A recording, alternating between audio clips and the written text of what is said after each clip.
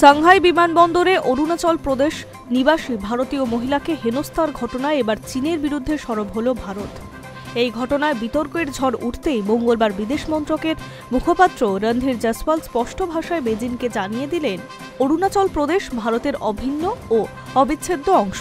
এটা চিরন্তন ও অকাট্য সত্য। চীন যতই চেষ্টা করুক, এই তথ্য কখনো বদলানো যাবে না।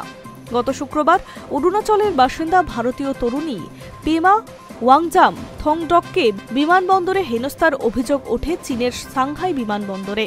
বর্তমানে ব্রিটেনের বাসিন্দা প্রেমা গত শুক্রবার তিনি লন্ডন থেকে জাপানগামী বিমান ধরেছিলেন। পথে ৩ ঘন্টার জন্য সাংহাইয়ের পুদুং এয়ারপোর্টে থামে তার বিমান। চীনের অভিবাসন ডেস্ক থেকে পেমাকে বলা হয়, যেহেতু পাসপোর্ট জন্মস্থান হিসেবে অরুণাচল প্রদেশ লেখা রয়েছে, তাই এই ভারতীয় পাসপোর্ট বৈধ নয়, কারণ অরুণাচল প্রদেশ চীনের অংশ। পেমার পাসপোর্ট বাজেয়াপ্ত করে নেয় বিমানবন্দর কর্তৃপক্ষ। দীর্ঘ 18 ঘন্টা ধরে পেমাকে বিমানবন্দরে আটকে রাখা হয়। জাপানগামী বিমানে ওঠার অনুমতি তো দূর, বিমানবন্দরের মধ্যেও চলাফেরা করতে দেওয়া হয়নি পেমাকে। দেওয়া হয়নি জল খাবার পর্যন্ত। সাংহাই থেকে অন্যত্র যাওয়ার টিকিটও কাটতে দেওয়া হয়নি। শেষ পর্যন্ত কোনো মতে সাংহাইয়ের ভারতীয় কনসুলেটরের সঙ্গে যোগাযোগ করে পেমা সাংহাই থেকে ফেরেন। নিজের দুর্বিষহ অভিজ্ঞতার কথা তুলে ধরে চিঠি লেখেন প্রধানমন্ত্রীকে। অনুরোধ জানান, এই বিষয়টি নিয়ে বেজিংয়ের আধিকারিকদের কাছে জবাব তলব করুক ভারত।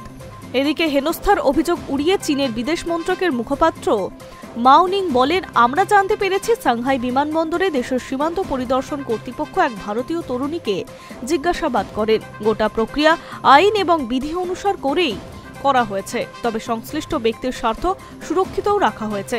এরপর তিনি বলেন, জাংনান চীনের ভূখণ্ড, ভারত অবৈধভাবে ওই অঞ্চল দখল করে রেখেছে। বেজিং কোনোদিনই স্বীকৃতি দেয়নি। এই ঘটনার প্রেক্ষিতে মঙ্গলবার বিদেশ মন্ত্রক রণধীর জয়সওয়াল জানান, আমরা চীনের বিদেশ মন্ত্রকের বক্তব্য শুনেছি। অরুণাচলের এক নাগরিকের কাছে বৈধ পাসপোর্ট থাকা সত্ত্বেও জাপান ভ্রমণের সময় সাংহাই বিমানবন্দরে তাকে আটক করা। চীনকে আমরা স্পষ্ট জানিয়ে দিতে চাই, অরুণাচল প্রদেশ ভারতের অভিন্ন ও অবিচ্ছেদ্য অংশ। একটা চিরন্তন ও অকাট্য সত্য। চীন যতই চেষ্টা করুক, এই তথ্য কখনো বদলানো যাবে না। জয়সওয়াল আরও বলেন, এই আটকের বিষয়টি নিয়ে চীনের আচরণের প্রতিবাদ জানানো হয়েছে। চীন কর্তৃপক্ষ এখনো পর্যন্ত এই ঘটনার কোনো সন্তোষজনক ব্যাখ্যা দিতে পারেননি, যা আন্তর্জাতিক বিমান চলাচল নিয়মের স্পষ্ট লঙ্ঘন।